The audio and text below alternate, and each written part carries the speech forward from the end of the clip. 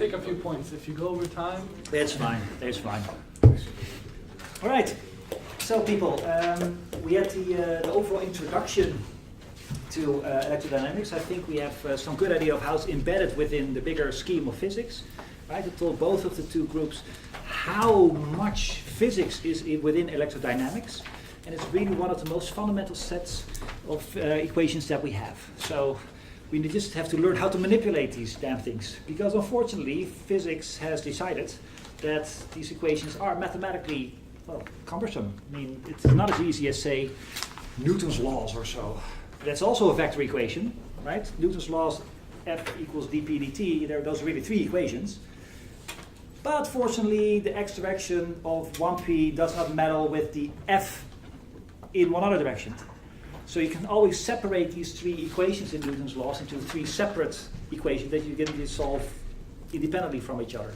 Unless you're a little bit unlucky in particular cases, right? You could have a situation where the amount of force in this direction influences the velocity in that direction. Prime example, Lorentz force, right? You move in that direction, then you feel force in that direction, so that means Newton's laws get mixed up in components. But that's a feature of the force that you put in. It's not a feature of the laws of Newton himself. Whereas in electromagnetism or electrodynamics, you will find that unfortunately directions between the three components of the E field and the three components of the B field do mix up, inherently due to the equations, not due to what circumstances you're looking at them. So that makes them, unfortunately, inherently a lot more difficult to work with.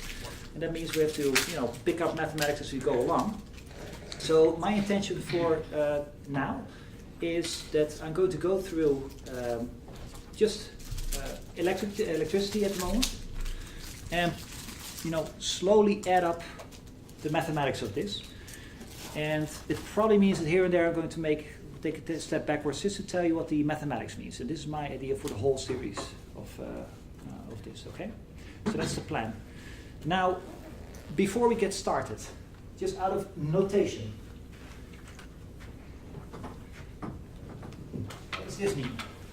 Just have to be sure that everybody understands the notation before I start using it. Okay? What does this thing? That's how we know it. That's the sound that we make when we talk about that thing. What does it do? What does it look like? It's basically a vector with three spatial derivatives, one for x, and one for y, and one for z direction. Yes, actually. Yes, so mathematicians would hate this if I say it like this, but it's a vector of operators, okay? You can read it as a vector. The upper component means x derivative, the middle component means y derivative, the lower component means z derivative. I write my derivatives as d with a little x. It's a shorthand for d dx, okay? I just want to minimize the amount of notation that I have to do. All right, so again, just making sure that everybody understands the notation. Suppose we have a function. Function f, and I do this thing to it. The function itself is a scalar, right? So I'm not specifying what this function is. It could be temperature, for instance. You say, well, I want to know the temperature at a particular position. The position is three-dimensional, but the number that comes out is one-dimensional. It's just 5 degrees, 20 degrees, or whatever. So this thing that comes out is a scalar, and I operate this nabla thing on it. What does it give you? Just a normal derivative. It's a vector field. With respect to x. It's the gradient. Yes, it is called the gradient, but you just, I heard the words, but I'm parsing. You say it's a derivative with respect to x? Yeah. No. So what is that? Is it this? Well, dx. That's for the first component, no? That's only the first component. Yeah. Okay, good. Yeah, sure. It depends on what f depends on. Sure. Now, regardless of what f depends on, this is just a definition of this thing.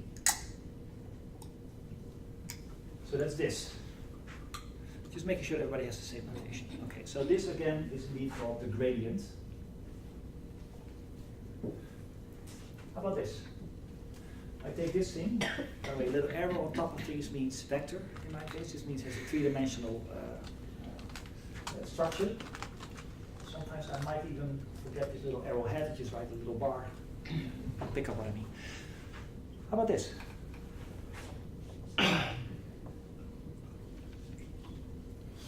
So what I have here? Yes, exactly. This is- X is a vector in 3 dimensions. Yes. So x is a vector in 3 dimensions. And so you have to put 3 numbers in. What you get back is also 3 numbers. That's what that thing means. And yes, this thing indeed just means take the x derivative. And by x, I mean the x component of the big X. Right? You know, you see what I mean with x bar and with a singular x, yes? Okay, good. Just making sure everybody gets the same notation. So it just means, okay, well, can you read this? Do you know what it says? I'm not done yet though, but just making sure that everybody can parse this part.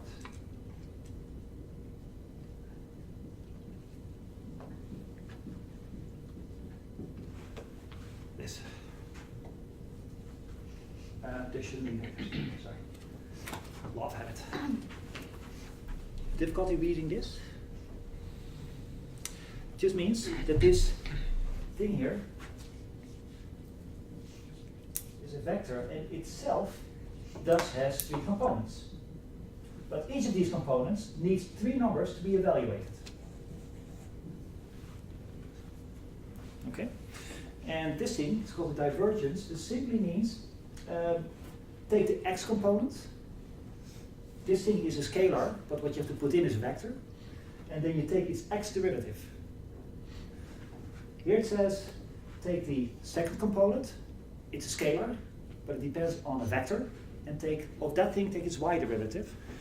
And same thing here, you take the z component of this f vector. It is itself a scalar. It depends on a vector, and you take its z derivative. And then you have all these derivatives, and you add them up together. It's called divergence.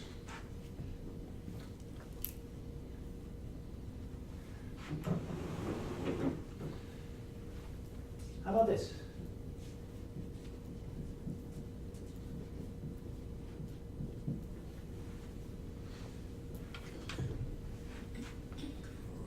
It's a curl. Yeah, we talked about this, right, during the session that we had before. It's a curl. And the curl of a vector is itself a vector. And you have to memorize what it is, so you have to look it up, or maybe you have some way of memorizing it for yourself. But this is, let me first write it down.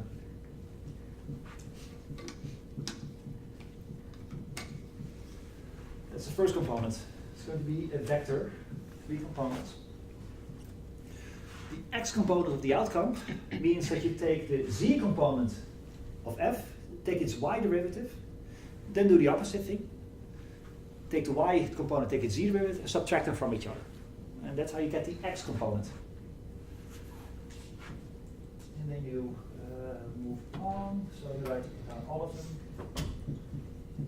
X, F, Z. Finally, the X, F, Y. X minus the Y, F, X. X. And that's the curl.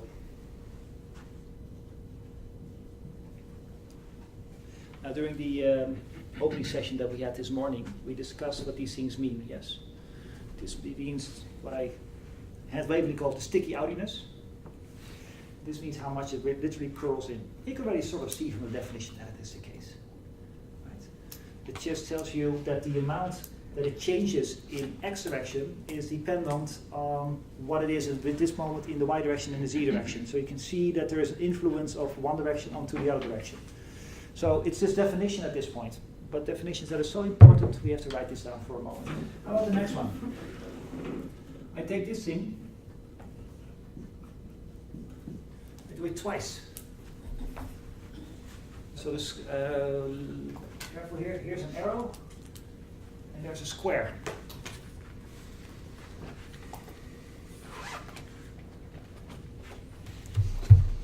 I think it's the same as a gradient, but then you take a second derivative everywhere for each vector element. That is very true. That is very true. The Laplacian. Yes. It is called a Laplacian. Yes, that is very true. It's going to be very important for later, especially when we're going to put special relativity in it. And if people who have done special relativity already sort of see that if you add a time derivative here with a minus sign, you sort of get the Minkowski line element back. It's no coincidence. We're going to make extensive use of this. Don't know what I'm talking about, don't worry about it. We will get there in week 4. Now, so naively you would think, oh, it's something like this. You have this scalar function. You take its gradient. So that will be this rule. And then what you get out is itself a vector, yes? The gradient of a scalar function will give you a vector. You cannot take the gradient of a vector. You have to take either the divergence or the curl of a vector. And just by definition, this means take off the outcome, take the divergence. So the outcome, is this a vector or is it a scalar? What is this? Vector or scalar? That's a vector. And if you take the divergence of a vector, you get a scalar.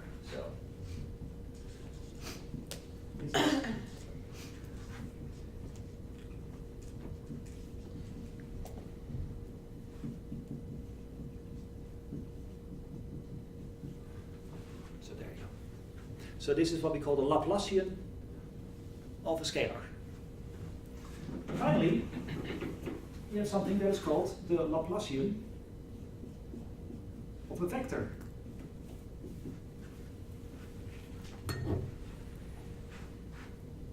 Any guesses what that might be? Yeah. Just use a curl. Divergence. It's the Laplacian of every component of the vector function. Yes. It's very true. There's multiple ways that you can read this, because you can say, oh, maybe you have to first take the divergence, and of the divergence take another divergence. Yeah, that actually, well, you cannot take the divergence of another divergence. You have to take maybe the gradient of another divergence. There's ambiguity there, is what I'm saying. You can read this in many ways, so we have to be sure that everybody understands what we mean by this. This, by definition, what is meant is take the scalar Laplacian of the x component, then take the scalar Laplacian of the y component, and then take the scalar Laplacian of the z component. That gives you a vector. And this is what we call the Laplacian of a vector. So this is a scalar.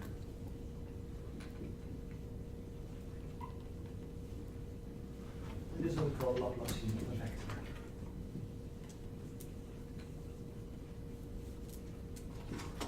All right. Everybody clear on the notation? Good, good, good. It's good to have these things at the ready at all times, because we're going to manipulate these things very often. And if you would have to look up every single time what each of these things meant, you're just simply going to lose time on things.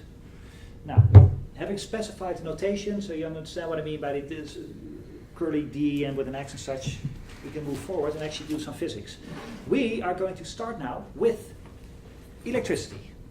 Forget about magnetism for a moment, just basic electricity. And during the opening session, we discussed that you just have to define something in terms of something that you've never seen before, like a circular reasoning. You have no choice because you're doing new physics. What you do is as follows. If you go into a laboratory and you take two charges, you can measure how strongly they are attracting each other. And when you do that, you end up with a law that we call Coulomb's law. And I'm sure you know what the expression is, right? This is just experiment. So it's charge 1 times charge 2. Yes. So, I don't know, let's call them Q and big Q. Yeah, divided by the radius squared. Yes. And then there is this constant. Epsilon 0, right? 4 pi epsilon 0, yes. We're not quite there yet though, because this is a vector, and what we have here is just it tells you how strong it is. It doesn't tell you what direction it is pulling.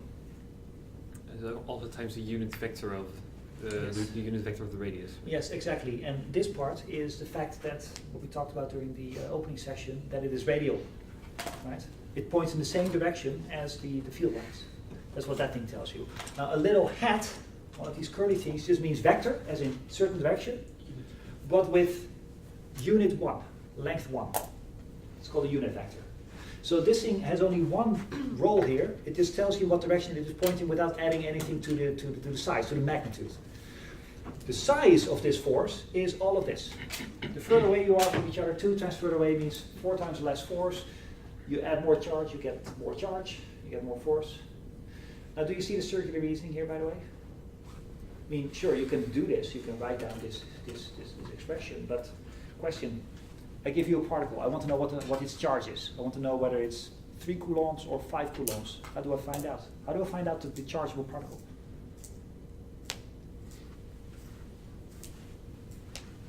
Do you think Just try and apply this law, right?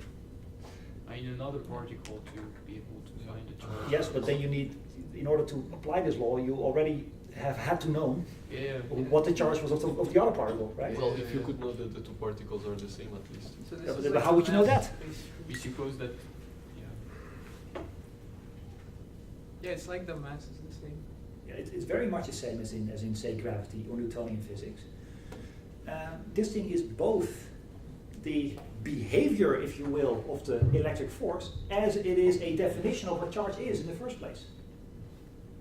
Right? There's no independent way outside of this equation to tell you what a charge is, whether it's 5 or 17. This is the circular reasoning that we were talking about this morning, because in order to apply this law, you need to know what the charges are, otherwise you can do not get numbers out. How do you get the charges? Well, by applying this law. So there's circular reasoning there. And again, as we discussed this morning, there's nothing you can do about this because it doesn't look like anything else. You cannot express it in some other physics that you already do. We have no choice but to deal with this. Now, that also means, by the way, that you need not have put this 4 pi epsilon here, because I mean, if this defines a charge, you might as well absorb this thing into some new unit of charge if you want, right? If there's no external thing that tells you, no, Q should be 15, and then experiment tells you, oh, but the force is such, then therefore this number must be such. There's nothing here that tells you that this number should be there. If you want, you can just absorb it in these charges if you want. But historically, people didn't. So we're stuck with these numbers. Now, it's not completely coincidental. This 4 pi, we will see in a moment, is going to have, you know, a reason. There's a convenient reason to put the 4 pi there.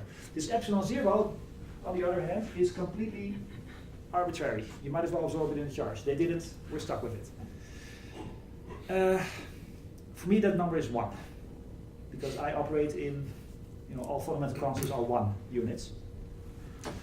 I would have to look up what the number is, because I always forget. This is the drawback if you put everything to 1, that you forget what the actual numbers are. It's 8.85 times 10 to the minus 12. Okay, you know this by heart? Yeah. Okay, so, remind me one more time? 8.85. 8.85 Oh, yeah, actually, yeah, okay. times 10 to the minus 12. What units? I don't know from the top of my head, but we could probably derive that if you want to. Yeah, I mean, this is newtons, this is coulomb squared, this is meter squared, so you can just derive what the thing is. Anyway, for me, the thing is this one. Now, I hope you see that there's no physics in that number, right? Yeah. Right. So we're not going to be too bothered about this. Now, all right, so let's see what that means. It means that if you have a charge here, here's the big Q, here's the small q, there's a distance between the two. It comes as a vector. What is this vector? Well, it's the actual amount of meters without the vector, just the amount of meters in that direction. And now you know everything that you need to know.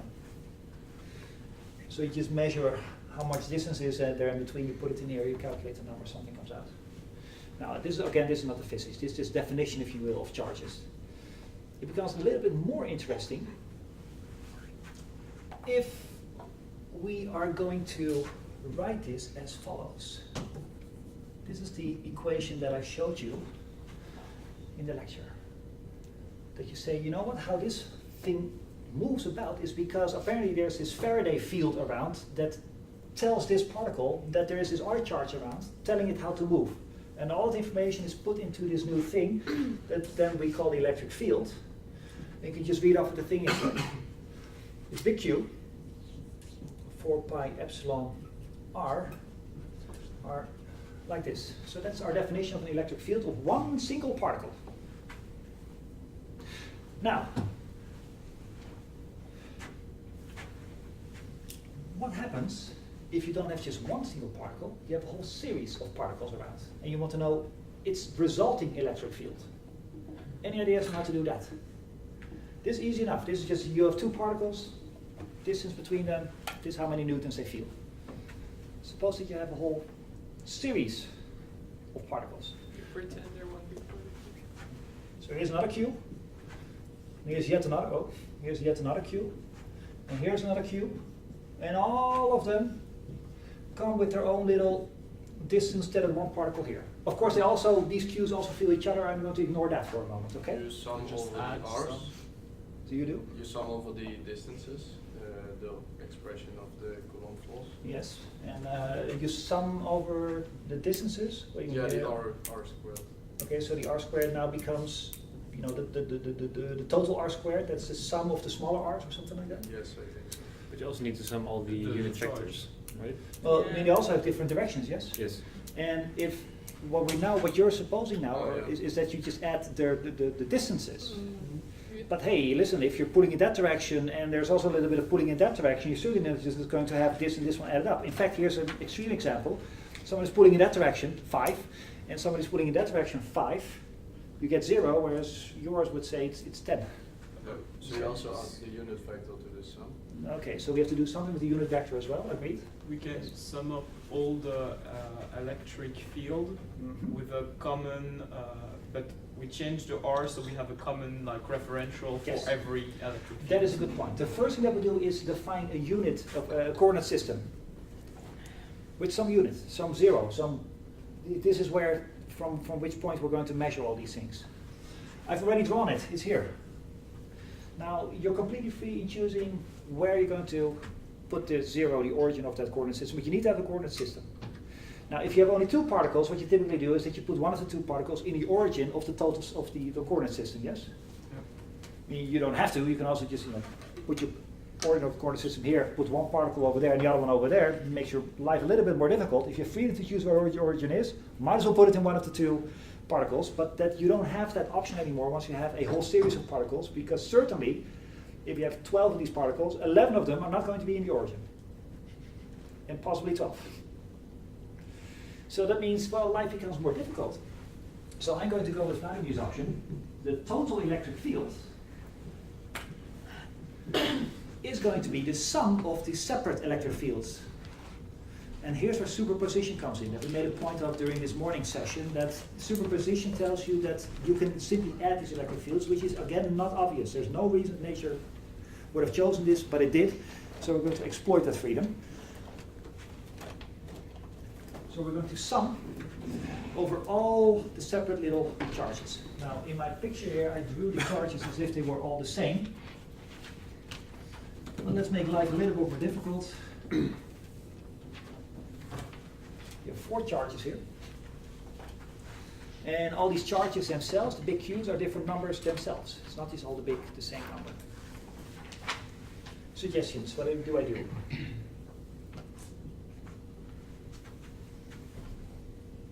I'm asking you to put the superposition principle into mathematics. So what do I write down? E subscript I. I sort of have heard. Oh, Oh, I'm sorry, it was you. I was Ali, sorry. Electric field subscript I. Yes, exactly, of course. Yes. Yes, so you're just going to add all these separate pieces of electric fields, right? It's easy enough. Now we know exactly of each one of them what they look like, because each obeys this rule, this Coulomb rule. Oh, small comment. Remember the point that we made this morning about that an electric field of one single particle should behave radially? Can you tell by this equation that it does? From the mathematics alone? There were no angular dependencies, right? There's no angular dependence. So apparently the only thing that tells you the magnitude depends only on how far away you are from the thing, not under what angle. So the whole radial thing is already built in here. So that's good. Okay, now, yes. Let's go with Riesel's option. We're just going to add all these things a piece. Now, let's start with this one. That one. So, okay, that's going to be Q1, right? Divided by 4 pi epsilon, that's common for all of them. Now what?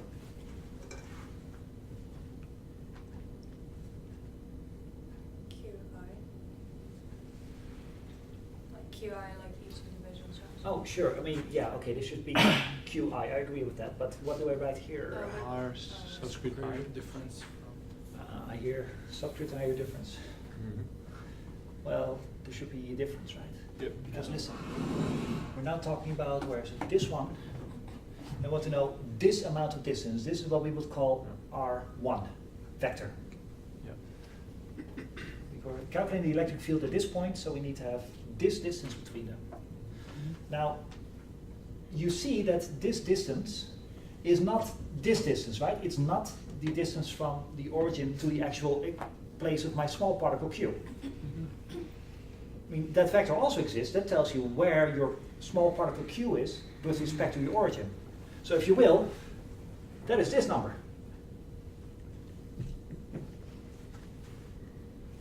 Right? The electric field from this origin seen at this position. This is what we would call RQ. But that's not the number that we have to put here, because the number that we have to put here is the distance between big Q and small q, Q1 and small q. Unfortunately, I already heard whispering in the audience. Yes? Maybe we can just use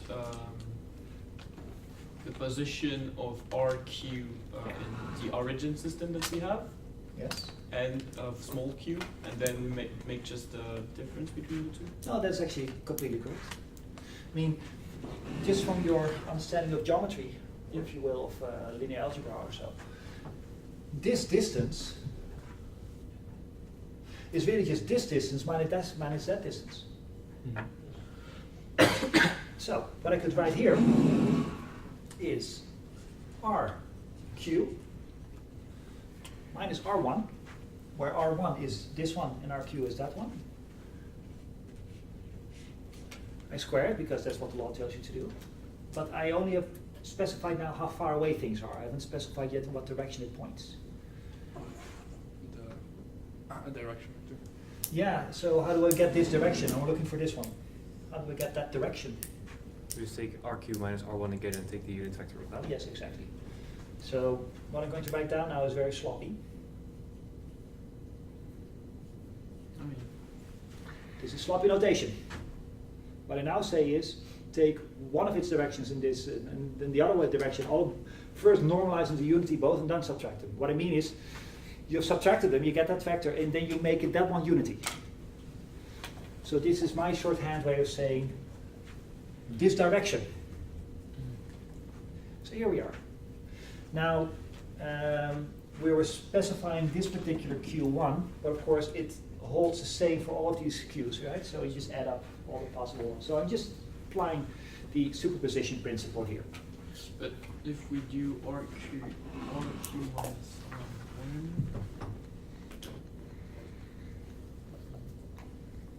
yeah, okay. Yeah. Now, in my particular example, I only had 4 of these charges, but in principle you can have an infinite amount if you want. Okay. Now, question. Suppose that these Qs are very close to each other, ridiculously close to each other. You have many, many, many of them. What do you typically do with the sun at the moment that you make all the separate contributions very close to each other? Integration. You try to do an integration, of course. Now the integration now here goes as follows. Sorry, I should write it like this. This means I'm going to turn it into an integration.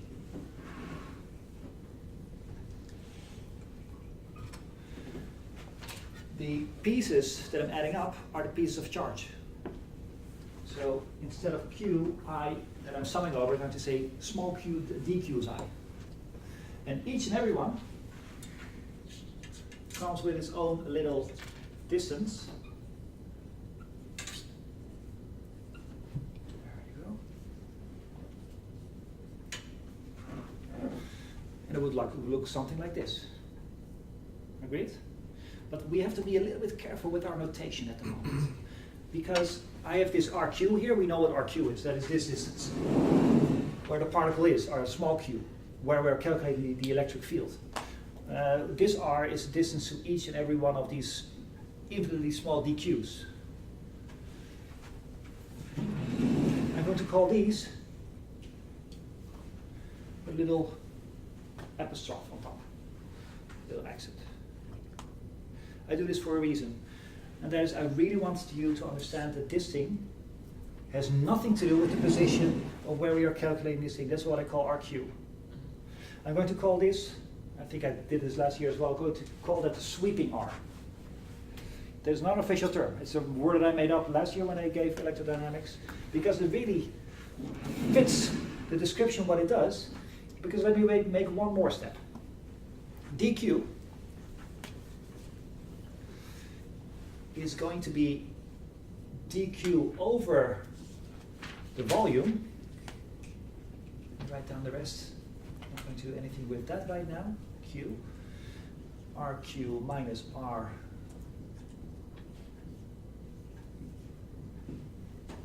Do you agree with this step? I added to dq, or I multiply with dq, I divided by dq. That's what I did here. Right? Again, mathematicians should not see this, but these sort of cancel out. It's a derivative. It will become a derivative. So mathematicians hate this when you say it's like a fraction that drops out. But then again, we don't care about this much in physics. Unless you do partial differential equations, then all of a sudden it becomes different thing altogether. But right here, this is perfectly allowed. Now the volume is now the thing that I'm integrating over. This whole thing, this whole blob of small parts of dq. And this thing then is what we will call the charge density. How much charge there is in a particular amount of volume. Now, the amount of charge is not the same at all places in space, right? So this is going to be dependent on some position. Do you see why? It's important that you do. You see, if we go back to my discrete example where things are not infinitely spaced from each other, then if you would have your little piece of volume here, you would get this amount of charge. If you make the same amount of volume over here, you would get a completely different amount of charge there. So it means every single piece of the volume will come with its own little charge. That's another way of saying that the charge density at any point in space must be a different number. So this charge density that I'm introducing now is going to be a position-dependent function. Now we have a couple of r's floating around in this equation. Which of these r's is it? The sweeping one, yes. Mm-hmm. Thank you for browsing or using my terminology. I'm happy that people get interested in it. So, it's a sweeping R. Right? Remember, this was the R prime that tells you where you have to look. Right. Now, it should be a vector. It depends on position as well. And then we end up with this law here.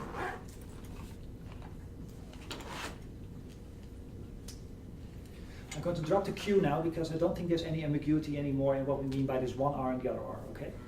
So this R without the prime, the non-sweeping one, is where you're calculating the electric field, and this is what we're going to call the sweeping R from now on. And this thing is going to be sweeping R dependent, and you're going to integrate over all volume. That's what you do. So what I've now done, I've taken my example of how to calculate electric field at one particular position in space, and I applied it infinitely many times for every small piece of charge that you might happen to have in your volume, and then I'm adding all these contributions, so I'm really just applying the superposition principle. So that means what we have here is exactly what you had there, but just for infinitely many charges.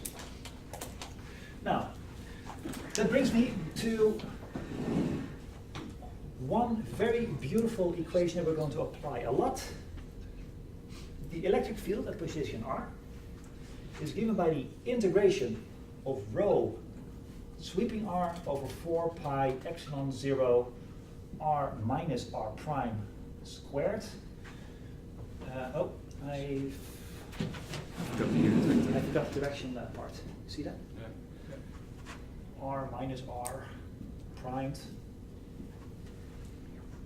You might see in literature that they replace this sloppy notation of mine by a different number altogether. We might actually decide to go and do that at some point. But let's leave it for now. Right, this is sort of sloppy notation, what I have here. Just to give you an idea of what the thing means. So later on we're going to introduce another notation. This has to do with the books. So here's R minus R, sloppy notation again. And you integrate over all volume. And this equation is what we now commonly call Gauss's law.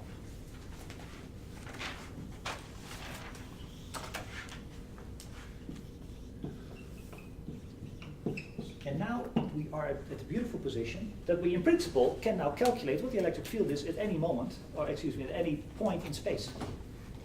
Somebody tells you what the charge density is. There's this amount of charge there, there's a bit of charge over there. Somebody gives you this function, and you just have to go through the numerics of the integral.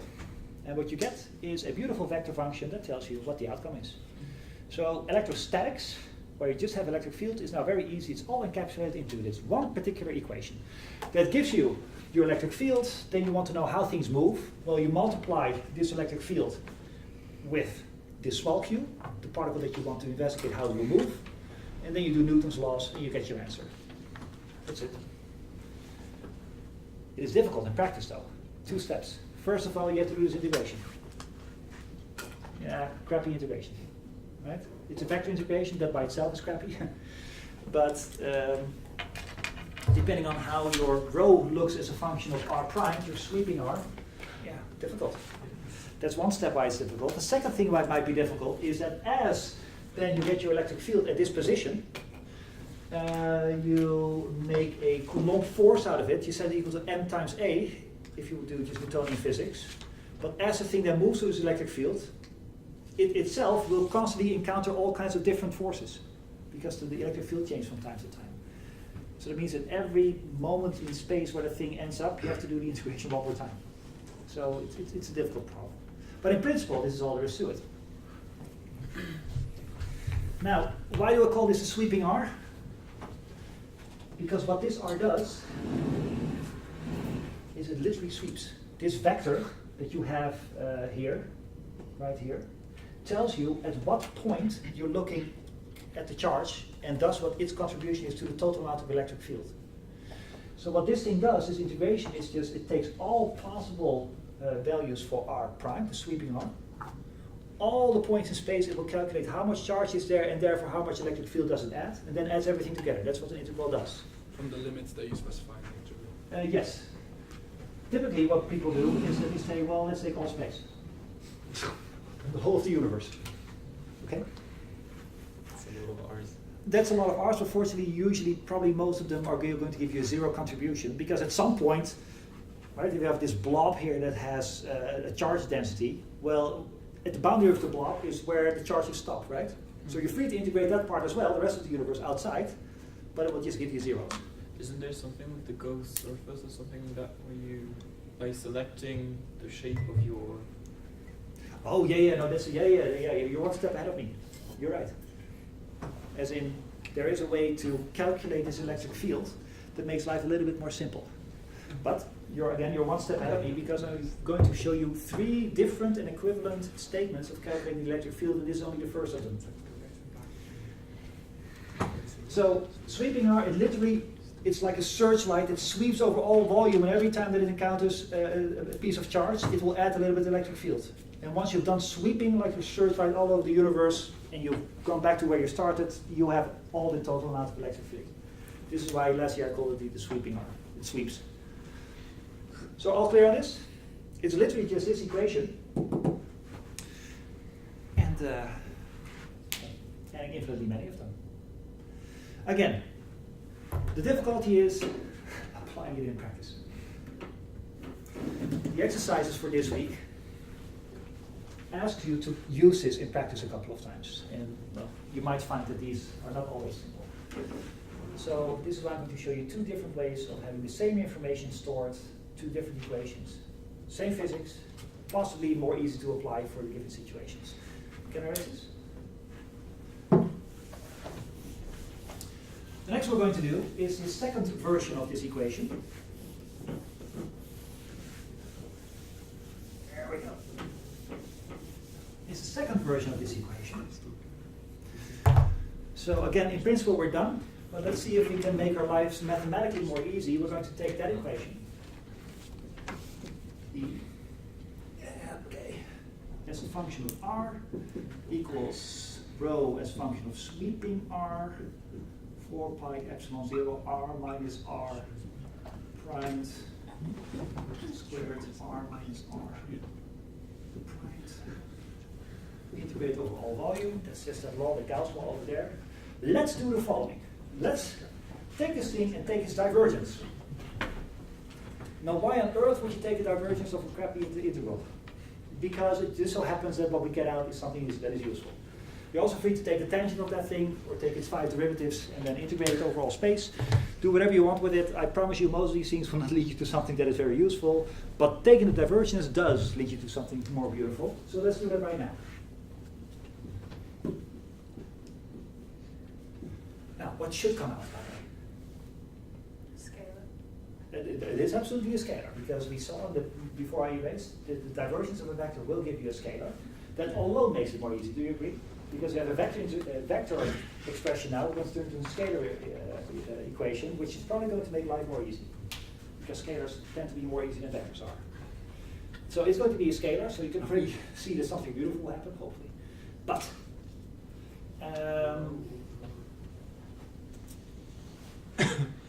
but doesn't it look familiar? I mean, haven't we seen at least the left-hand side of this equation before? Yeah. Mhm. Okay, what should come out? Rho over epsilon 0? Yes. All right. Well, there already is a rho here, so we're close to something here, okay? So apparently taking the divergence is sort of going to cancel this integral. Because I flashed you the equation before, Maxwell's first law. This should just give you back rho over epsilon 0. So apparently you cancel integration with this divergence. Now you might be tempted to think, well, of course, because a divergence is sort of a derivative, and a derivative and an integration cancel each other. Yes. In one-dimensional calculus, it is as easy as that. But this is vector calculus, and you have to be much more careful. So we just really have to just go through this calculation. Fortunately, we only have to do it once. And once we get this law, then we're done. Okay? So we already know what the outcome is going to be. So let's not keep you in suspense. We are going to find this. And this is going to be my second version of the same physics. And after this one, a third one is coming up. All right, so, sorry? I'm sorry, is the R still the sweeping R? No, because there is no sweeping R, because you're not doing any sweeping here. Okay. Right? The integration is what does the sweeping. Integration is, what an integration does for you is look at any point in space, tell you how much charge there is, and calculate its contribution to the total. But you're not doing any integration anymore, so it necessarily cannot depend on sweeping R's anymore. So, well, that tells you something more interesting has happened here, right? You lost your sweeping R somewhere. Yeah. Okay, so we have to go through the calculation.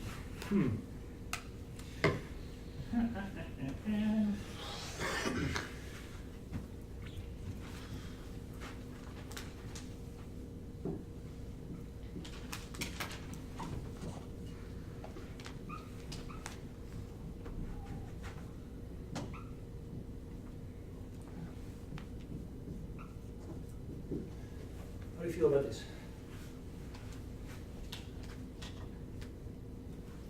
More careful. Okay with this? Sure? And just take the divergence inside the integral. Am I allowed to do that? Can you just take it into you take the derivative of an integral, you say, you know what? I'm just going to swap around the integration in the derivation. Oh, isn't it like the partial integration thing? That is a little bit too vague. The partial integration. No, when you the method of integration when you have like when you decompose it in uv prime, the integration of u. You mean change the variables, or? No, but not by changing the variable. But when you decompose an integral into the sum of two others integral that is. Oh, partial integration. Yep. Oh. Yeah, but then I should have ended up with two parts, right? Yeah, but maybe like Maybe this is one the of them end is product. zero, No, or- but maybe it's the end product then. I understand. It's a good guess, but that's not the case. It's I say much more simple. Right? You see the issue, right? I just put the divergence inside the integration. But I don't think the integration is over dv and the divergence That is not exactly right. over this. That is exactly right. You see, remember one whiteboard ago that this was a derivative with respect to x, y, and z? Yeah. Okay. The integration is also over an x, y, and z, but over the sweeping x, y, and z. That was a different thing. They happen to be both called x, y, and z, but they're different things altogether. This derivative is with respect to this r. yes, is not with respect to this r. Now the integration is with respect to this r, the sweeping r. But that means as far as the integration is concerned, the derivative can simply be taken inside. Let's go to one-dimensional calculus. I have a function here of x. We integrate it over x, all right? No, let's make it more specific. It's a function of x and y, and I integrate over x. And I would say, you know what, I want to have its x derivative of this thing. And you say, aha, look, that's something like this. This is wrong. You cannot just simply swap these things around. Then again, this is perfectly allowed to put that inside. Everybody seeing it? There's no issue here. Simply allowed to do this. Because it's like a constant, it doesn't affect the variable Yes. that you integrate. And I hope that Francesco is picking that up because he made the international facial gesture of, Yeah. this sounds iffy to me. The confusion phase, yeah. The confusion phase, yes. Can somebody explain? I guess it's like the same principle behind, like, if you have a polynomial and you're partially differentiating with respect to y, if there's a term only in x, you treat it as a constant, you just drop it to 0. Yes. You do the same thing with derivatives, right? If you have a function that does not depend on y, you can simply take its x derivative, no problem there. Oh, you know what? To be really sure everybody gets this, let's just write it out. Let's just prove this rule right here, right now. It's not that hard. Because, look, yeah, let's do that. I'm going to integrate from a to b. This one here, I'm going to take this derivative with respect to y. Okay? Now, suppose that you didn't know that you are allowed to take the dy inside the integration. Then that means you first have to do this integration. Agreed? So let's call the antiderivative of this function with respect to x, let's call it capital F. So f, capital F, if you take its derivative with respect to x, you would get your original x. Okay, this is my definition of capital F. Now suppose again that I don't know that I'm allowed to take this dy inside the integration, then I have no choice but to take this thing's antiderivative, which I will call capital F. It still depends on y though. Then according to the rules of integration, I have to put in x is a, and I have to put in x is b, and then subtract these two numbers, right? And then I still have to take the y derivative. I'm just doing the integration right now. All right, then you get dy. You get fb y minus fa y. Still agreeing? Okay.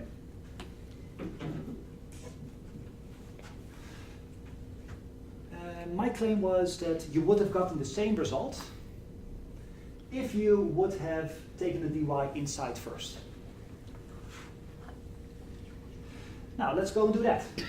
So this is what you would have gotten if you would have first taken the integration and then taken the derivative. Let's do the other way around. The claim is going to be the same thing. dy fx y dxab. Okay.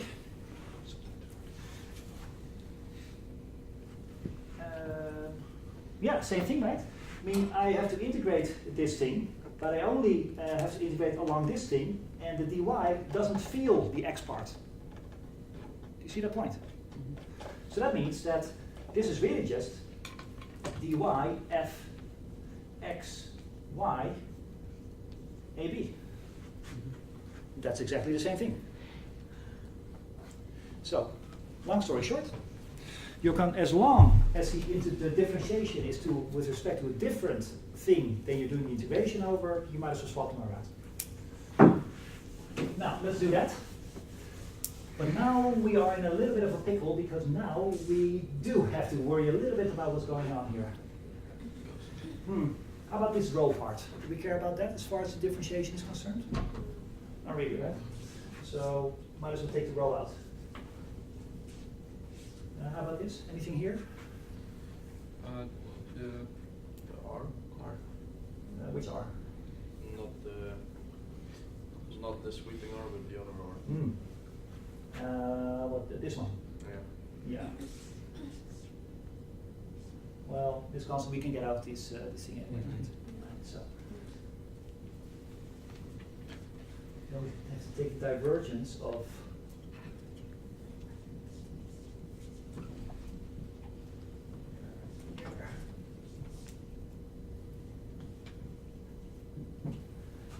get this? I have no way of separating these things. Because remember, this is sloppy notation on my part, yes? It's not literally a unit vector in one direction minus a unit vector in one direction. It's the difference and their unit vector. And I think I should make that point a little bit more explicit. I already told you over here I was being sloppy in my notation. Because what this thing really is, this numerator, so what I sloppily wrote as such, is really the following thing. You take the vector, r minus r prime, yes? And you have to divide it by what its length is. Agreed? This is how you get a unit vector. So you divide it by So what do I do? Yeah, that's my question. What do I divide it? by the how you call it? The length of the R thing. Yeah, absolutely. There you go. So what I wrote very sloppy like this might have given you the suggestion that it's really just, two things added or subtracted from each other. And if that were the case, you could have just, ignored this part and only focus on that. It isn't. It's shorthand for this. And do you see that all of a sudden this thing cannot be disentangled from its R part? So we have a crappy differentiation to do here. Now, guess what I'm going to do with the crappy parts of the calculations? Look it up. No, going to give it to you as an exercise. So I'm going to give you what the thing is, okay? And it's one of the exercises for this week to figure that out, that is the case. Mathematical exercise. This thing, just as a rule that we're going to apply here, the divergence of a unit vector x divided by the vector squared, exactly what we have here, is equal to 4 pi. Remember that I said that the 4 pi would come in handy later? Because it's so, if you do this exercise, you will find that it automatically comes with the 4 pi, and that exactly cancels this 4 pi later on. So the 4 pi is chosen here to make sure that 4 pi's cancel out. Right? This epsilon 0 you're free to choose however, or you could mop it up in your definition of charge. They chose to keep the 4 pi out because it would then cancel this 4 pi. All right, now let's see how many people know this part. Oh, on top. In all seriousness, have you seen this thing before, this delta thing, with the 3 on top? Who hasn't? It's not an exam question, but it is important. Okay, good. All right. It is important because we're going to make extensive use of this object in electrodynamics. And yes, also in general relativity for people who want to follow that course later on, period 5. Answer or something? So, if you're making notes of this, this might be a good moment to make sure that you have this, separated part where you make this particular note. This thing is called the Dirac delta function. And I'm going to draw the function for you because it's a function of x, and as a function of x, well, that means you can draw a function of this. You can draw a graph. Here's my x-axis. Okay. Now, right now, what I'm going to draw is the Dirac delta function, where the number that you put in is itself one-dimensional. Here, there's a vector that you have to put in. This is why I put the 3. It's a 3-dimensional delta function. Just for clarity's sake, I'm just going to focus on a one-dimensional delta function now. Here's what the graph looks like. If you would take your delta function and you would put in the number minus 763, this thing gives you 0. If you would put in the number minus 408, the delta function will say 0. If you put in any number, it will tell you 0. The delta function is 0 everywhere. So any number that you might want to put in, 0, 0, 0, 0, 0, up. Okay, then it goes up, and then it goes back to 0 again. The delta function is defined as a function. Again, mathematicians should not hear this because they say, well, no, it's a distribution. Okay, whatever. We call it a function, okay, delta function. And it's defined that whatever number you put in, whatever x you put in, it will give you 0, except when the number that you put in itself is 0. Then the outcome is infinity. So it's kind of a discontinuous logic. It's extremely discontinuous. Yes, but only on one point actually. Why? Yeah, no, yeah, Only only on this one- point. Yeah, so it's Yeah. not that. This, Yes. Then follow-up question, is it differentiable? Can you take derivatives of this thing? it depends on which domain you take it. If it's not. Yes, the y derivative is 0, that's true. But I mean the x derivative. Can you take an x derivative of this thing? I think so. Yeah, you can.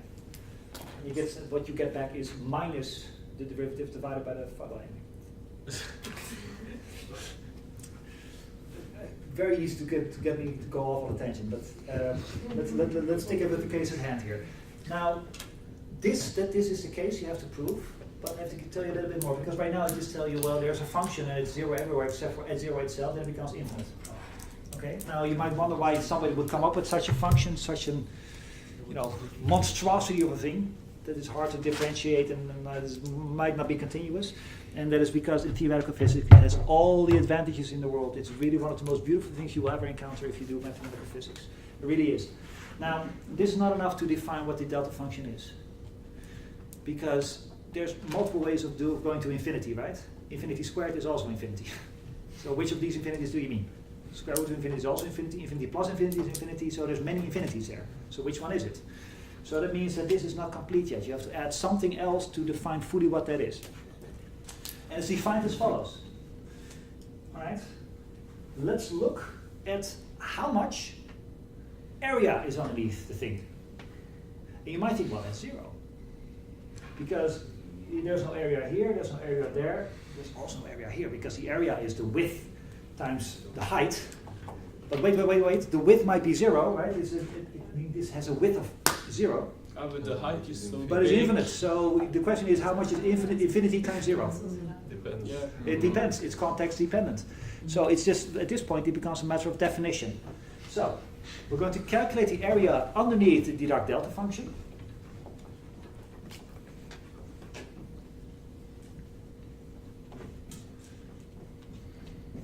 This one. Seriously. That's a definition, there's no deeper meaning here. It's just, it's defined as 1.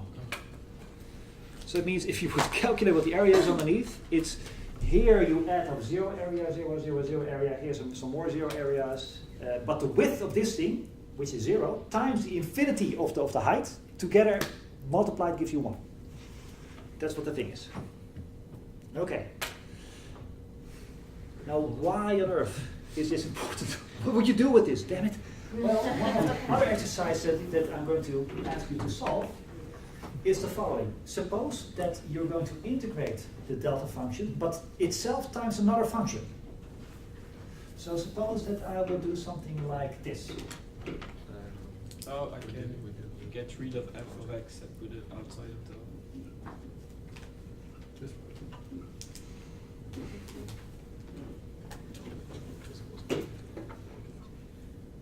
This is one of the exercises. Maybe you can already guess what will come out here. So I took my delta function. Sure, I mean I shifted the spike part around. Here the spike was at x is 0, and if you look at it, here the spike is at when x equals y. But this is just shifting where the spike is. Can you guess what will be the outcome of this? F of x. Fy. Oh, why that's fine. Can you tell why? It is true, but Every other point will become 0 except for this one point. Yes. Yeah, like where you evaluated x is y. yes, The delta function becomes 1 and so the integral goes away. exactly. Exactly. I mean, we're really just already doing the exercise, but that's fine. I mean, what we're doing here now is, well, we realize, well, you know what, we're going to add all these things together, but this crappy delta function will, just give you zeros everywhere, except for where x equals y. So you might as well replace this by y, right? Doesn't change anything. But that means that you're not integrating over this thing anymore. It goes in front of the integration, and what you end up is exactly this definition. So the remaining integrals is equal to 1. So this gives you back fy. So forget about derivatives. If you want to get rid of an integration, just stick a delta function in between. It kills derivatives. It kills integrations. It's integration killer. Yes? It seems kind of arbitrary though to do it in the physical thing. No, it isn't. No, and I can understand. This looks so arbitrary. I very much agree. You Yes. should define it as such, and then you use it in the formula to make it easier. Yes. Well, there's a little bit more to it because let's take a piece of physics where the delta function plays a role. Could be electrodynamics, could be gravity or such. Suppose that let's take a particle physics example. Suppose that you have an electron, and I'm going to ask you where the electron is. Forget about quantum mechanics, just where is the electron? Okay? Then I need a function that tells you that sort of spikes up at the location of your electron. Now, if I were to ask you where this chair is, there's a range of points in space that the function spikes up, right? At the moment that I sweep over the floor here, at some point I encounter the chair and I have a function that is my chair defining function. It will spike up at the moment that my location is here, that I sweep over this point. It also sweep up here, here, here, here, here, here, and here it sweeps down again, back to zero, because the chair is not here.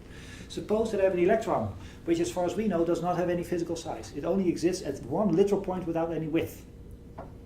You still need a function that tells you where the electron is. And that thing then must not be some function that has a width, because the electron doesn't have one as far as we know. So a very good description of a function that tells you where's my electron would be a delta function. It only spikes up at exactly that one single point and not some smeared out volume or something like that. So if you look at particles or physical situations where things only happen at exactly one location with no width whatsoever, then the delta function is your biggest friend. That's what happens here. So delta function really has a use in physics. Now why do I have to decide, well, so you understand the spiking up and it being zero everywhere else. Now why is integration equal to 1? That's just a matter of convention. You can also set it equal to 4, but out of convention they chose equal to 1. Now your exercise is to prove that if you take the divergence of this thing, it will actually give you the delta function. Maybe we should spend a couple of minutes to give you a little nudge in the right direction. How would you prove that this is the case? Knowing now what the delta function is.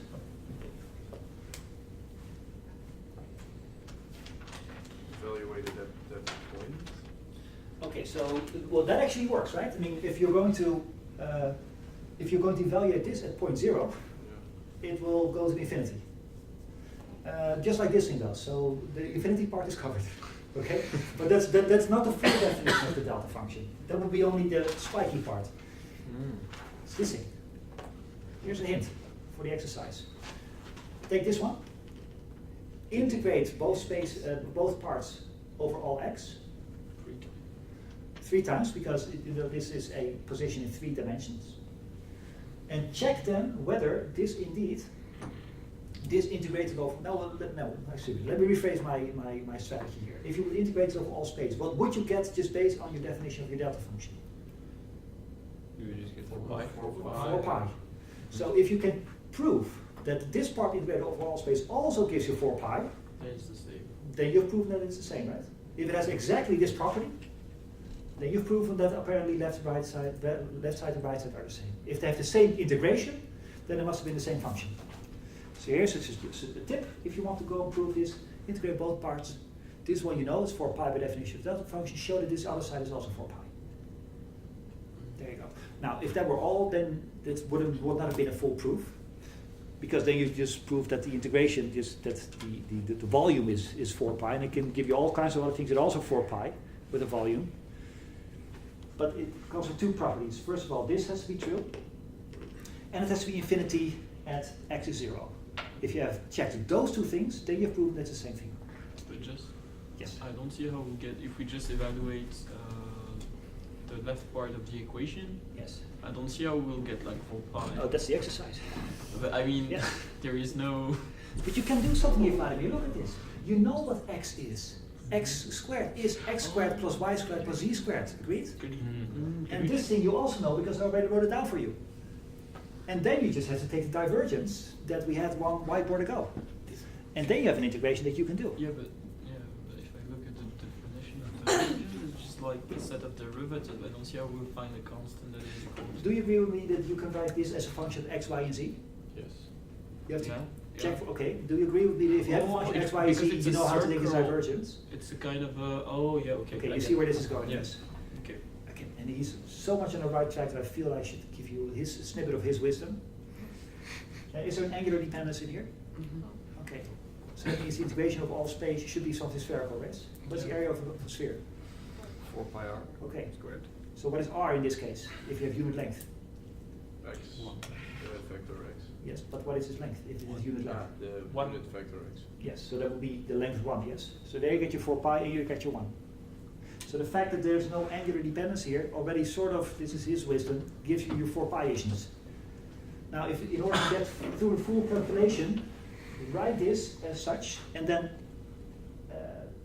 fully do this divergence and then do the integration and you will find your number. Now, given that that is the case, we had a timekeeper at some point. Let me finish this part of the part and then let's have a break. So, suppose that this is now all proven, then what is this? Tell me. Right, when we're doing this calculating the divergence of the Gauss law, the divergence went into the integration, we had to take this thing, we have a rule. 4 pi. Okay, anything else? Delta of r minus delta. Yes, it's a three-dimensional delta function.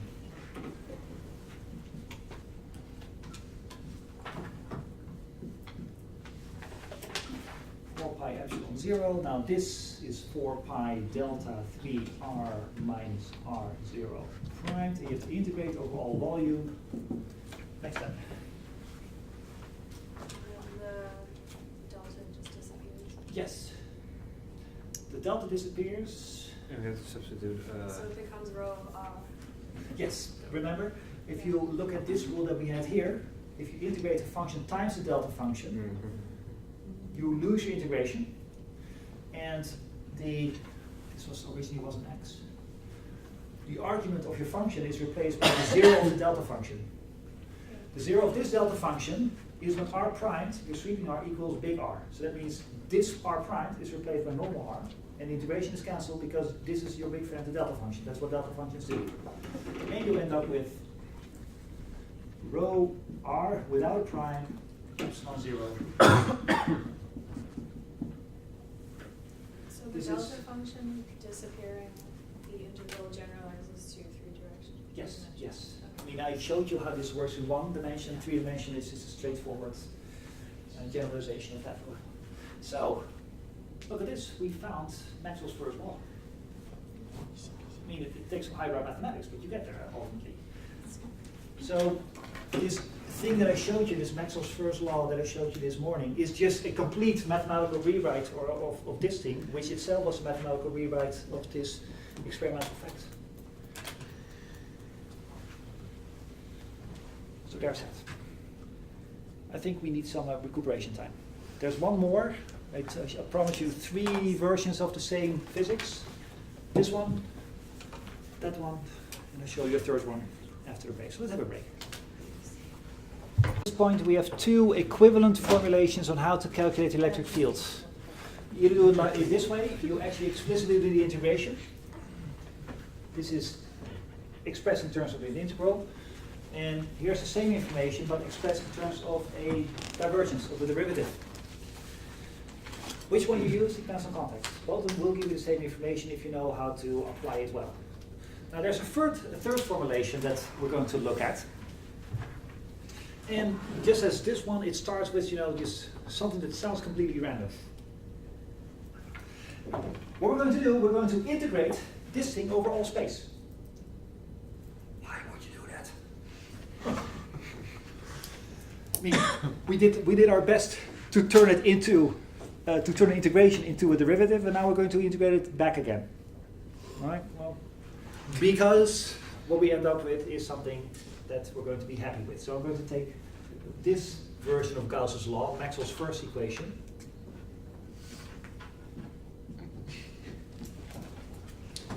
And then I'm going to integrate left and right over all space, over all volume.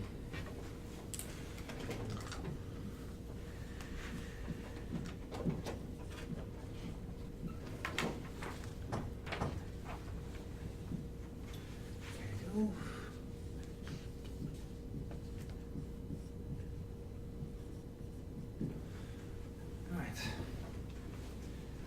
Again, why would I do this? Because it will turn into something beautiful. Now, first of all, right-hand side is very easy, right? This integration, just physically speaking. I mean, sure, somebody has to supply you what exactly the charge distribution is, how much charge is there in the left direction, how much in the right direction as such. But physically, I know exactly what this thing is that I'm writing down right now.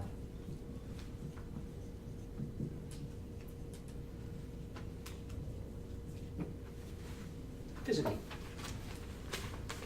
I take a charge distribution, how much charge there is in a unit volume, and I integrate over all volume. You just get the charge band. I just get the total charge, the amount of charge that is in totality within the volume. So really, well, up there's the epsilon zero still, but this is just the total charge. Or if you will, in this particular situation, the sum of all these smaller charges. I have lost information though, because I'm not specifying anymore where each of the individual subcharges are, but I have supplied information that says the total amount is going to be Q total. So this was an easy integration. How about this? Does this look familiar to anyone? Yeah. Okay, please. Oh, yeah, okay. Gauss's theorem. Yes. Gauss's theorem? Wait, there's No, no, I because I was thinking of the integral by divergence in a volume. Yes. Mm-hmm. And I just have to check here whether people have seen this before.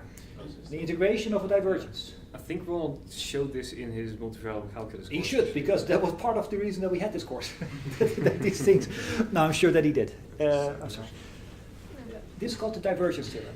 There's a mathematical rule within vector calculus. So, you know, irrespective of what physics happen to be described by these integrals, the integration of a divergence is equal to The surface integral of the function over the closed interval, over the closed surface that's around the volume. this. What I'm writing down is exactly your point. You can turn a surface, a volume integration into a surface integration. But in the process, you lose the divergence part. Now, I have to be a little bit more strict, because I wrote here, well, dA, by which I mean a small amount of surface. But a small amount of surface comes with a direction. Yeah, it's oriented. It's oriented, yes. Surfaces comes with orient. Now, let me write this in a visual way. If I have, say, a sphere, suppose that I just happen to be in a situation where my volume is a sphere. Not necessarily the case here, but just as an example. And I have a function here. There's a function that tells me at any point within the volume some number. It could be temperature, for instance. Right? And what I'm going to do is I'm going to calculate this number at any point in this space, and then just add up and see what I get out. According to the divergence theorem here, that's equal to what you would have gotten if you would have only calculated what happened on the surface of the sphere, not the full volume, just its boundary, its shell. And it would have gotten you the same number at the expense of this thing here. Now that this is true, you can look up in old books on vector calculus. Okay, we're not going to prove this here. Unless you really want to, then we're going to spend some time on it, but now it's not that time. You can prove that this is the case. Yes? Sorry, can you repeat the main statement, please? So, an integration of a divergence over a volume becomes a surface integration. Yes. Is that, okay. Yes, so let's try to put it into one beautiful sentence. The volume integral of a divergence of a function equals the area, the surface integral of the function. Note that the second part did not have the divergence part in it. So it's really this, what I'm writing down here. This integral is equal to that integral for any vector field. It just happens to be an electric field in this case. It's generally true. But it has to be a closed surface. You cannot only integrate over half of the surface. You have to have the whole thing.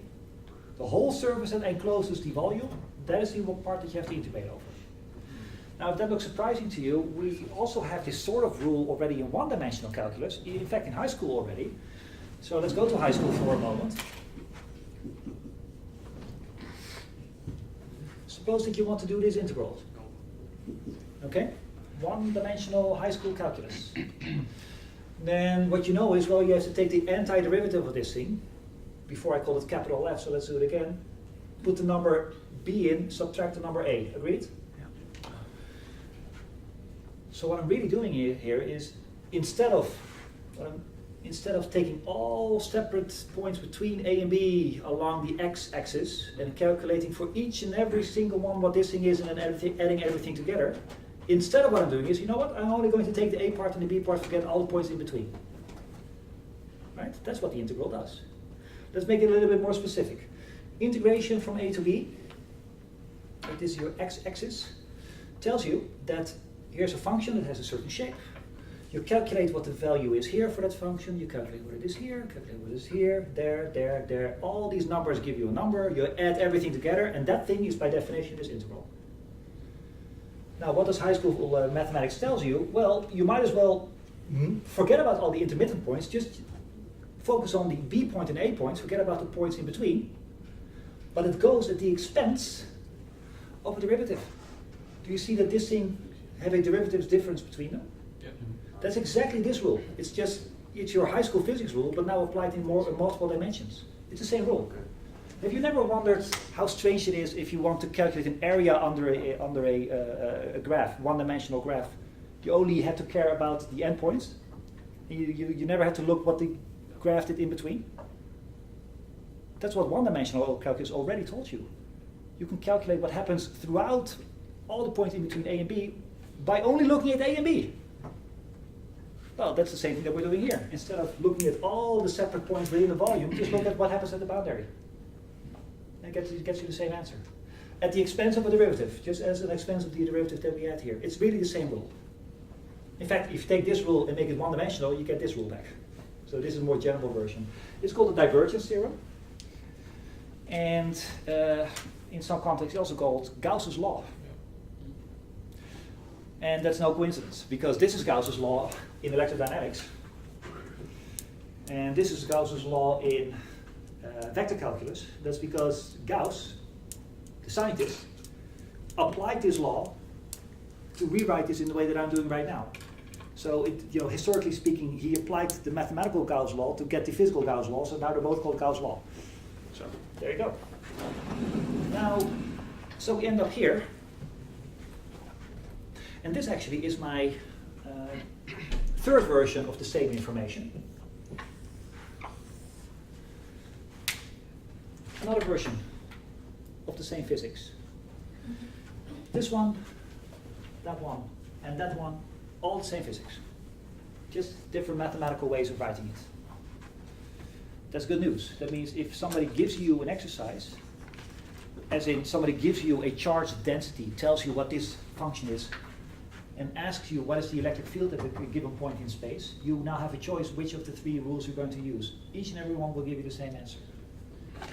So it's a matter of practicality which one you're going to use. Now, which one you're going to use is highly dependent, again, on the situation. Can you think of a reason why this one is handy, for instance? Why this one might come into... If all you we know already is know the total charge. Yeah, exactly. That is, if you already know the total charge, we are able Yes. to just create a surface around it Yes. and then Yes. invert. This is a very good one, indeed, if somebody has given you the total charge and not the charge distribution. So your starting point of the exercise is different. But when this one really becomes handy is at the moment that you know that your electric field is going to be dependent only on distance. Suppose that you have a situation where the physics of the situation already tells you it doesn't matter if you're going to look at the thing from this side or from that side. It only depends on how far away you're looking at the thing, under whatever angle. Then this one becomes very easy. Yeah. Do you see why? It becomes a sphere. The surface becomes a sphere. and Yes, then we get- exactly. Let's do that. Let's do the one right here, right now, just to see why this one is handy. Suppose that you have a situation where just the symmetry of the situation tells you that the electric field is not going to be angle dependent. Okay? Suppose that is the case. Now, if your situation is only angle dependent, then that means you can drop the vector thing. It just depends on how far away you are from the thing, not on what angle you're looking at it. I dropped the bar. It's not a vector that you have to put in, you just have to put in the distance. Okay, now you're going to integrate over dA. So let's say that there is some charge, total charge distributed in this sphere, but you're going to look at it from here, or from there, and again, symmetry tells you that it doesn't matter what angle you look at. We have to integrate over this area, yes? Now, what is an area of a sphere? 4 pi r squared. Yeah, that is correct. So what is a small amount of area? So the area itself is indeed 4 pi r squared. Okay, fine. What is the dA of this? 4 pi dr squared. 4 pi, would it be 8 pi though?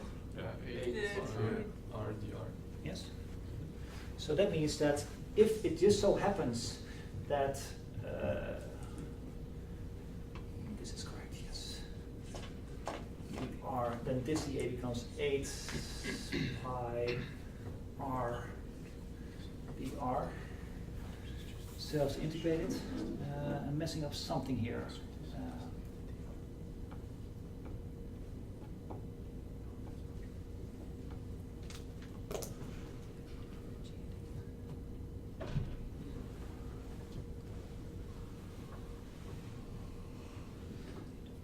Oh, no, this is fine.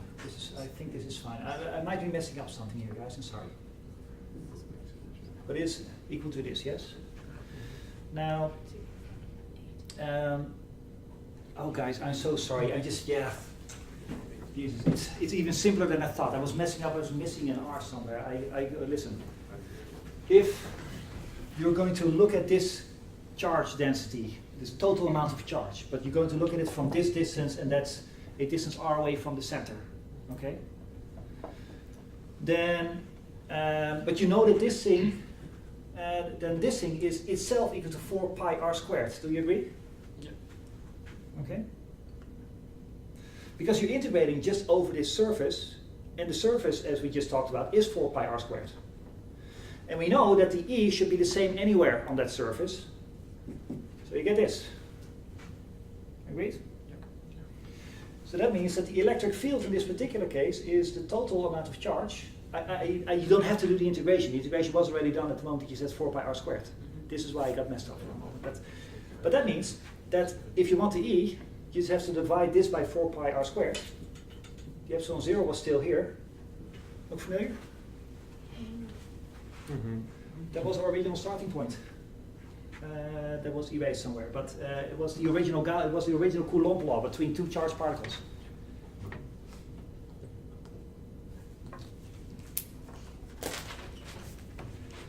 So this makes perfect sense, right? So long point. Sorry for the mix-up for a moment here, but the point is apparently this one is a lot easier to work with in this particular situation than you would have had to go through this whole calculation here. So you can really save some time by choosing the right one to work with. Okay, so 3 versions of the same one. Some of the exercises, 2 of them, are going to be on, well, apply one of these 3 laws for this particular case and calculate the electric field at a certain distance. I just want to see how this comes out. Now, any questions on this? No? Then, I want to go to the Maxwell's equations for a moment. We have now one of the Maxwell's equations.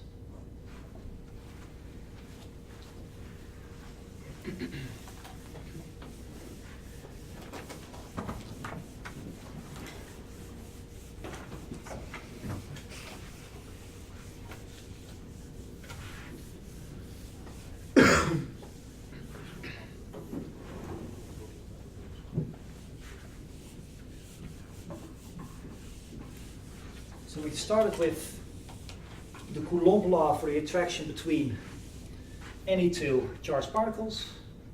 We looked at it if we distributed the particles of multiple particles, end up with this one that you have here. Took the divergence, got Maxwell's first law.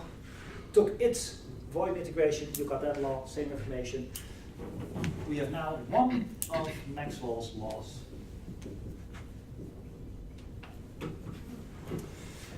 when we talked this morning, I told you that there is another law that was found experimentally. That's this one. Right? That was the induction law, that you can make an electric field by shaking about a magnetic field. This is Maxwell's third law.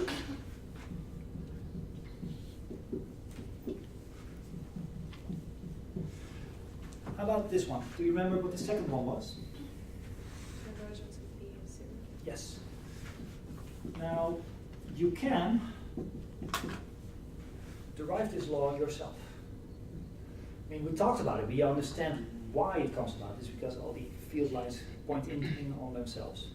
Now, just as these series of steps that took you from the rule of what the electric field looks like, if I some mathematical tools, you end up with these three versions for the electric field. There's also a series of steps that brings you from the magnetic field expression, it's called the Biot-Savart law.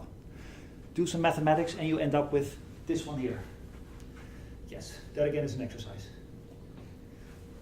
So follow the same series of steps, but now do it for the magnetic field, and you end up with that expression. Okay, so I'm going to take it as a given now. And again, experimentally speaking, when people did the experiments,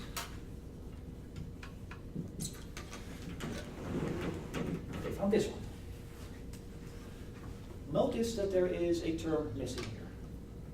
Remember this fourth equation that there was an extra term that says dEdt? Now, again, this one is just a rewrite of the attraction between two particles, right, two charged particles.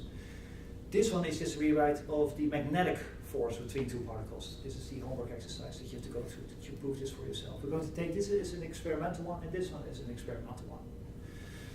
So this is the state of affairs. Experiment tells you this.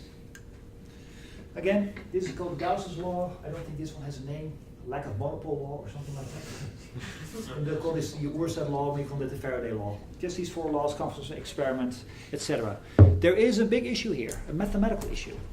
And this is, we talked about this morning, that Maxwell, the fact that this carries his name and not Oersted and Gauss and everything, is because he saw that there is a mathematical issue here. There's something wrong. Now, I will be extremely impressed if you, just from your vector calculus alone, would see what the issue is.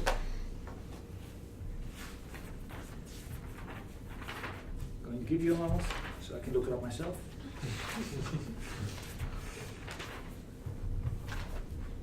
Yeah, there we go. The issue lies with these two. Again, these two you can prove for yourself. This one we have done. This is exercise.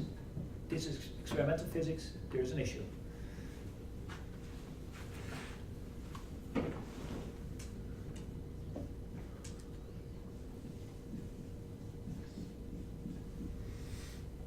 Vector calculus. Any idea what this is? You have any vector field f, you take its curl, and of the thing that you get, which is a vector, you take the divergence. Just asking, maybe you've seen this before. Yeah, I've seen this, yeah, but never They were naming it, Those should be assumed. not the pyramid, but the kind of the shape of the thing. Like, isn't there something that for a magnetic field Oh yeah, it is Ampere loop, yes. it should be equal to 0 or something like that if you projection or something like that? Yeah. It's in there, yes. In fact, this is already a snippet of wisdom. This is true for any field. Any f, regardless of what it is, if you have any vector f, it will always be true. You can easily prove this for yourself. You know the definition of the rotation, curl. You know the definition of the divergence. Write this out for yourself. This is always 0. Okay? Now, let's apply this. Because we have two curls here. We have this curl that comes from experiment. We have this curl that comes from experiment. Let's apply it for a moment on this one right here. Right? So this is what experiment tells us. This is this whole body of experimental work that people had in the 1860s or so. Then Maxwell came along and said, hey, but it should always be true, regardless of what f is. So it should also be true here, and it should be true here. Now let's apply the divergence of the third Maxwell equation, see what you get. The divergence of the electric field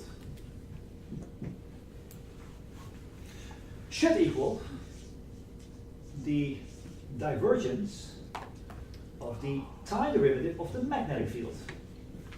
You seeing this? I just took the equation, I took the divergence on both sides. And mathematics tells us this should always be zero. Now, so this should be zero according to mathematics. Is it zero according to physics? Yes. You can take the nabla inside the derivative because the derivative is with respect to time. Exactly, And that's the divergence of B is zero for the second one. that works. Step that we did here is pretty much the same discussion that we had before. We have two derivatives, but they're with respect to different coordinates, so you might as well swap them around. So that's what we did here. And then you say, hey, wait a minute, I know that this is zero. So therefore, the time derivative is zero. So therefore, this thing is zero exactly as it should, according to mathematics. And Maxwell looked at this and said, wait a minute, how about this one? Experiment tells you it should be this. Is it zero? Its divergence. You can tell by the tone of my voice that the answer is going to be no. Okay, let's see how far we get. So, the divergence of this curl.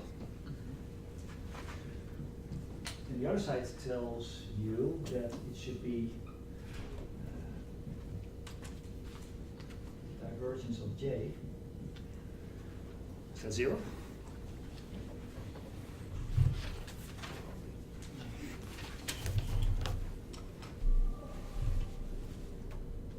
Well, is there any reason to think that it is zero? Let me start that way. No. I mean, J is the current, right? How many particles are flying in one direction in a certain moment in time? Mm-hmm. I mean, it's just the amount of amps. Yeah.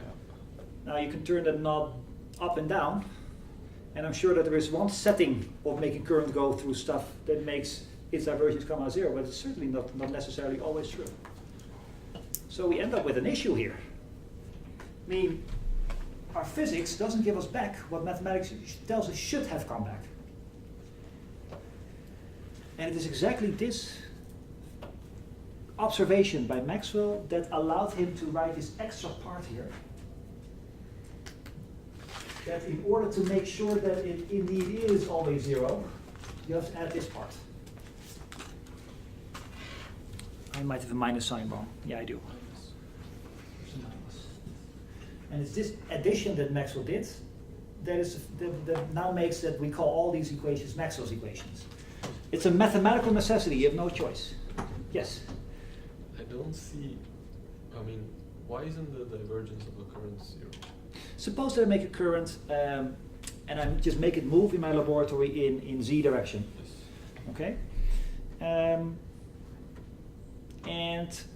Suppose that it builds up as it goes along. Then the derivative of that thing with respect to z is not going to be zero. Agreed? If there's not a constant current in z direction, the dz is not going to be zero.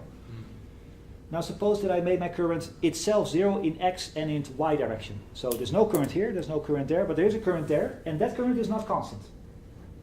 Taking its divergence will certainly not give you zero, because you will the derivative with respect to z along the z direction is not zero. And I can just make that in the laboratory, so something is wrong here. The fact that I have in the laboratory have a freedom to choose this in any way that I want, or fiddle with my apparatus such that this comes out any way that I want, means that there's something wrong here. And Maxwell was the first one who saw that, and he said, well, if you add this, then everything is fine. So we check if that is the case now. So I've added this part, this Maxwell part, that in the session this morning I called the displacement current. Let's see what we get now. So what am I missing something here? Should I add something? Minus u. Yeah. So theta 0 and all the other left part. There's no theta, but yes, there's a mu and there's an epsilon. Okay. And then take the divergence of the dE dt, yes? So I am just taking this suggested part by Maxwell, and if his mathematics was correct, this should now always give us zero. Let's see if we can make that work. Now, do we see it? Okay. So if we can enter the. Rho of E naught. Because again, you can just take an outlet Mhm. inside. Sorry guys, this should have been a plus. I'm just messing up my Maxwell's equations, but same point still holds. Sorry, Ellie, you were saying? You take the time derivative of rho over E naught times mu naught E naught. So, Close second term. Yeah. Because you bring the nabla inside the derivative. okay, so you get mu 0 epsilon 0. The ddt, is this what you're suggesting? Yes, and then that's the first Maxwell equation. Oh, there's something beautiful happening here. We switch around the two derivatives, right? And again, we can do this because they're with respect to different coordinates. But this we know by Maxwell's first law that we spent the first half proving that this is the case. This This is a constant. Oh, wait, I see. is rho over epsilon 0, right? But that means that these epsilon zeros cancel. Okay, we're halfway there. You get mu divergence of j and plus the ddt of rho. Is that correct? And there's still the U0. No, I took it out. Why did you?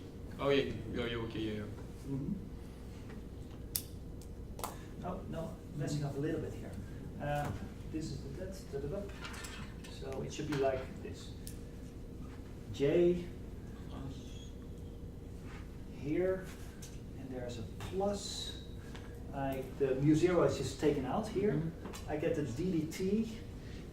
Why are you taking out the divergence? No, this is exactly why I'm messing up. I'm sorry, it should be this. This is correct, yes? Okay, thank you. This is why I was confusing myself. Because, I noticed that I was adding a vector to a scalar and I thought, wait a minute, something's wrong. I took the divergence out. It should be like this. Are you sure there's no minus between them? I am, yes. Because that equals 0. Yes, but why does this equal 0? The part in between the brackets. Because of the Oh, it's the same thing, no? And it's just like if you look at. Here's the statement. Why is that 0? Because current is the charge per unit time. There you go. By definition. Yes. Here's something that we call in physics the continuity equation. And it's not as difficult as it sounds. The continuity equation means simply this. What you see here is how much charge is vanishing in time, right? That's what this thing means. Sure, it's a charge density, forget about that detail. It just says you had a certain amount of charge now, and a moment later there's less of it. It's changing in time. It changes in time. But if charge changes in time, doesn't it mean that it must have walked away from you through space? And that's what this thing tells you. What this thing tells you is how much the current has moved through space, because it's a spatial derivative. So what it really says here is simply this. Look, there's me now at this position. Pay close attention. Have you noticed that I'm not there anymore? That if you would calculate the amount of gradient density here, it has changed in time? And have you noticed that the only way to make that work is that my beginning current has moved through space? Have you also noticed that it should be a minus sign because it's been walking away from you? So these things cancel each other out. Why aren't they the same though? Like the Yeah. element that disappear and the element that move should be the same, no? Yeah, What is the minus your sign? argument makes Yeah, why perfect does the sense minus up sign? until the But- fact that you're assuming that the divergence gives you a negative overall that cancels with the positive part. Let me put it like this then.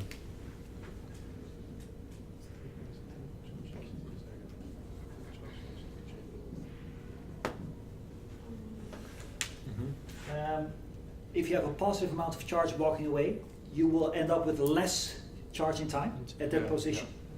Does that make more sense? Okay. And why do we have? You're talking about like that one section? The divergence.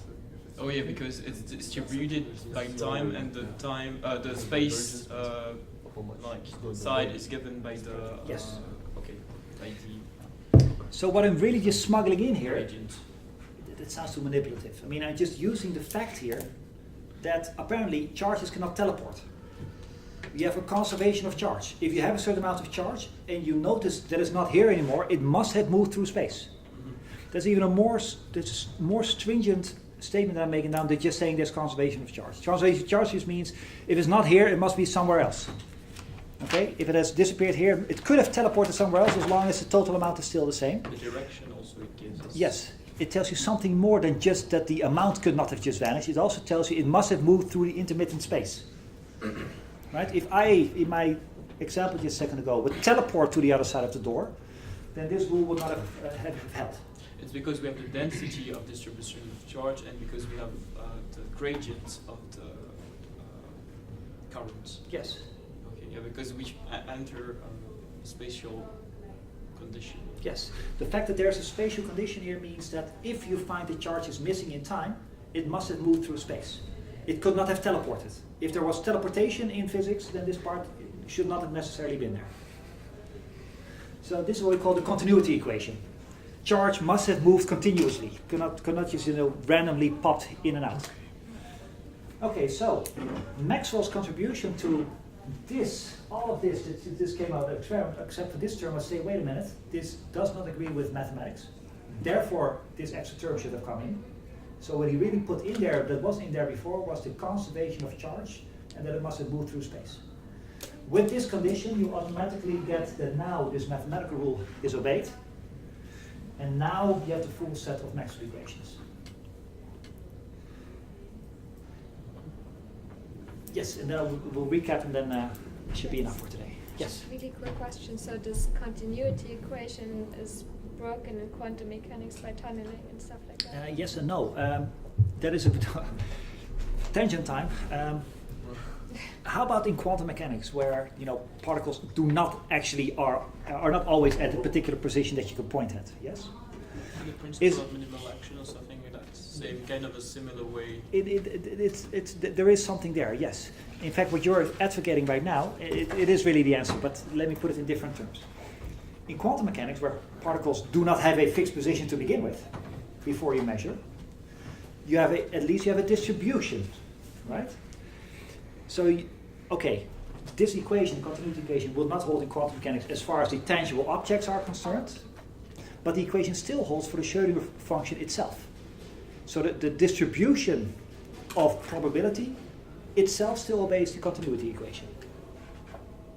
Okay. Even though the particles themselves don't. It's Yeah, like that the makes sense. expectation value obeys this law. No, not the expectation value. Sorry, could you The- repeat the- that? I missed that. Yes. Lizzie's question is, well, in quantum mechanics, you can, not point at where particles are. So maybe it's hard to say exactly what this means in quantum mechanics, right? So her question was, is there a continuity equation like object in quantum mechanics? And the answer is yes. But it's not the continuity of the actual charges, it's the continuity of the probability distribution. The thing that you cannot measure. So yes, there is a continuity equation, but it's a continuity of probability. If you find that there's less probability now to find the particle here than it was before, then the probability must have moved through space.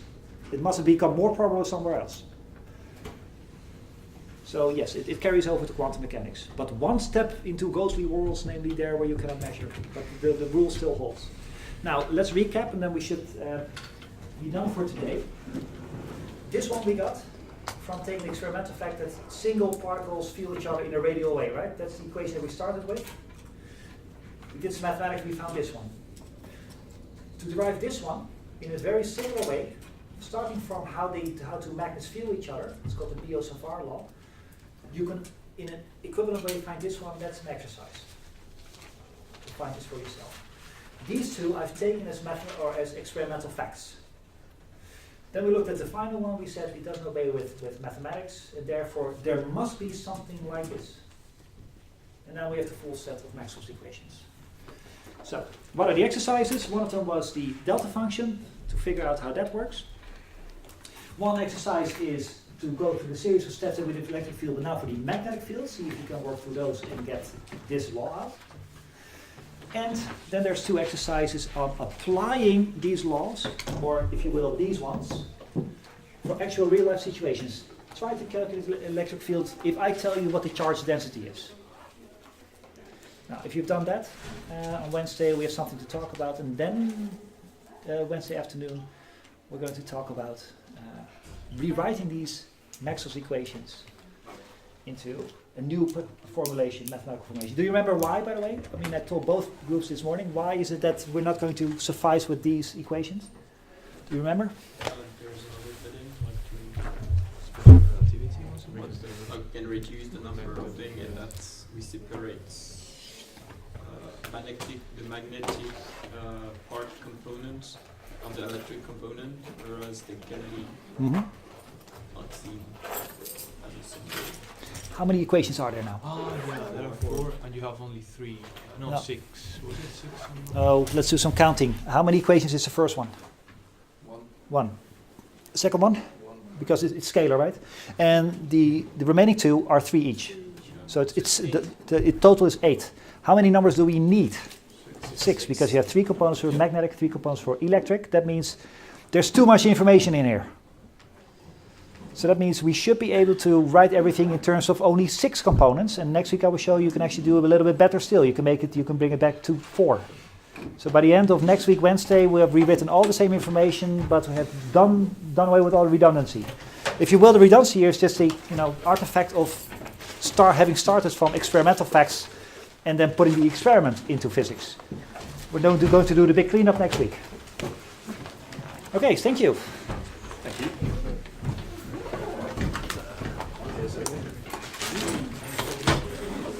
Yes, we need it.